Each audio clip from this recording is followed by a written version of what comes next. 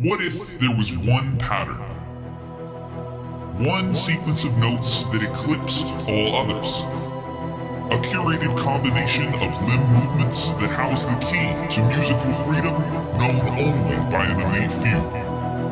A pattern comprised of rights, lefts, and kicks that would unlock the mysteries of the rhythmic cosmos.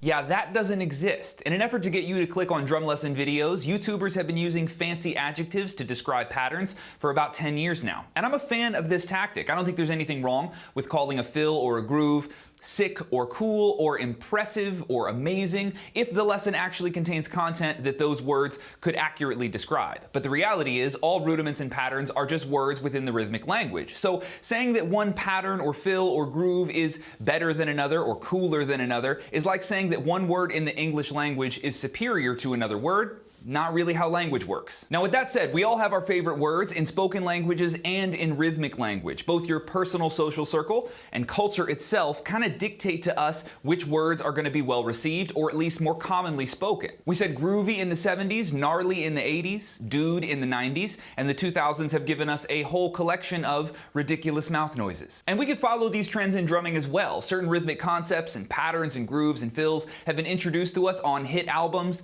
through famous drum solos, and yes, even through YouTubers. So today I want to give you an 8-note pattern that has made its way deep into my musical vocabulary. Now I know I just talked about how no pattern or word can be better or superior to another one, so I'm not sure if I can convince you that this pattern is perfect. But if you'll give me a chance, I'm going to show you 4 things that I love about this pattern, and maybe we can work towards justifying the title of this video. I'm Adam the Orlando Drummer, and this is the perfect pattern.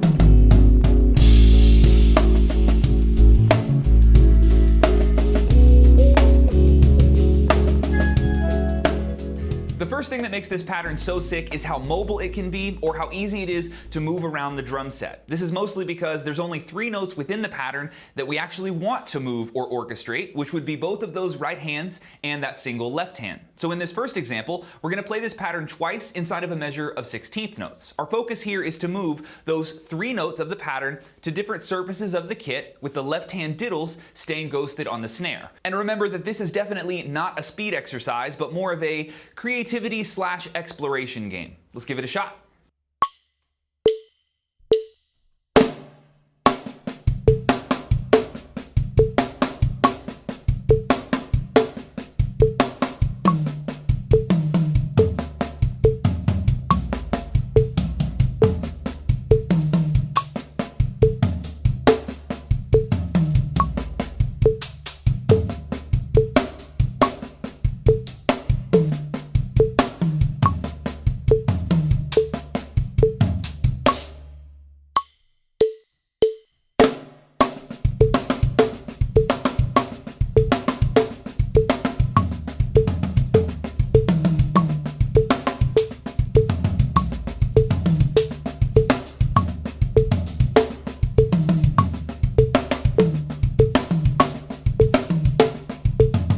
Now, whatever orchestrations you come up with here are totally valid, but keep in mind that you don't want to get locked into one specific orchestration or one specific placement. Just like in English, we need to be able to use all of our words for a variety of different purposes, because think about how lame it would be if you could only use a word inside of the same sentence that you originally learned it in. Words, whether rhythmic or spoken, are supposed to be very versatile and kind of malleable. So you can keep this thing loose and therefore a lot more useful by remembering to change its orchestration often. And the second thing I love about this pattern is that it has a really high speed potential. When we think about patterns that have speed limitations, it's usually because the pattern contains 3 of the same limb in a row. So for example, a non-alternating flammed paradiddle, flammed right, left, left, that's going to be tough to speed up, because as we loop that around, you can see we have 3 lefts in a row, and this inevitably will limit how fast we can actually take that rudiment or that pattern. But any pattern that's made up of only singles and doubles can easily be taken to a much higher speed.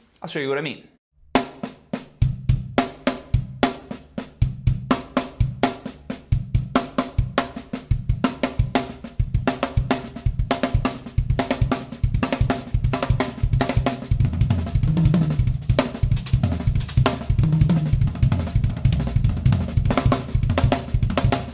Now, of course, a huge majority of patterns are going to be made up of some kind of single-double combination, but I do feel like this specific pattern just has that fast feeling sometimes, more so than a lot of other patterns at least. And the third thing I love about this pattern is that it can change subdivisions. Now, disclaimer, all patterns can change subdivisions. It's just a matter of whether or not you like how it sounds or if it's going to be worth your time to learn. Sometimes forcing a pattern into a new subdivision is just a waste of time because it sounds terrible. So today's pattern is 8 notes long, and playing it inside of a measure of 16th note triplets is possible, but a little bit too tricky to help me illustrate today's point. So to make this a tad easier, we're going to make this a 9-note pattern by simply adding a kick drum to the end, and that slight modification makes this pattern really musical for constructing triplet phrases. So we'll play our 9-note version of the pattern 2 times in a measure of triplets, which gives us 18 notes, or 3 beats of 16th note triplets. But to reach that total of 24 notes that we need, I'm actually going to shorten this pattern for the 3rd time that we play it in this measure. So in beat 4,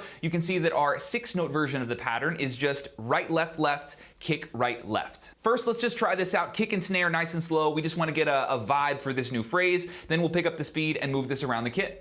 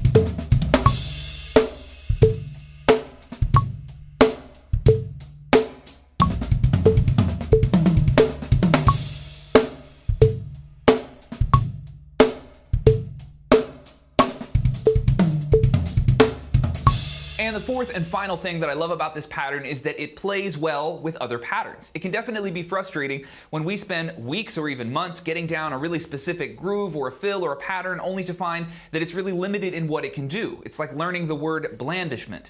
Dope word, but you're not going to use that one very often. Now, in the case of this pattern, it's surprisingly easy to sneak this thing in alongside other musical ideas. So for this next example, we're going to improvise a 3-beat fill, anything you want, any pattern, any subdivision, and then we're going to end the fill with our 8-note pattern in beat 4 as 32nd notes. And I would really encourage you to get creative with those first 3 beats, the first 75% of the measure, because I think you'll find that a really wide variety of ideas can sit next to this original pattern, and they sound good more often than not.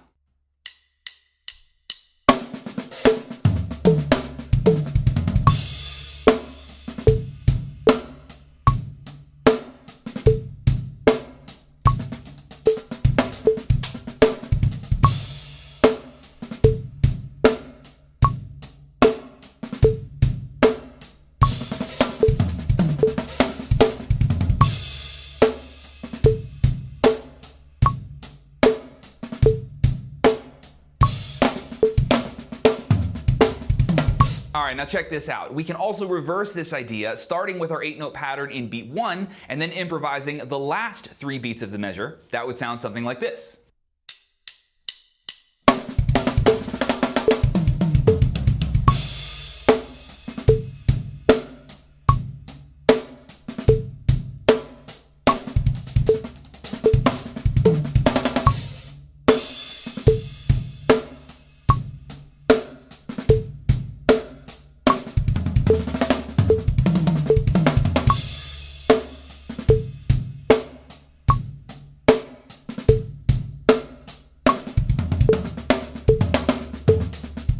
Just kidding, I have one more quick thing to show you. So you might remember when I first brought this pattern up to speed at this mark of the video, I actually stopped playing the pattern in the center of the pattern instead of completing the 8-note phrase when I barked that hi-hat. And that was genuinely an accident, but it's a super easy mistake to make because we can split this pattern into 2 individual 4-note groupings, and then we can reverse those groupings and it still sounds awesome. So our pattern would now be kick, right, left, kick, right, left, left, kick. Check it out.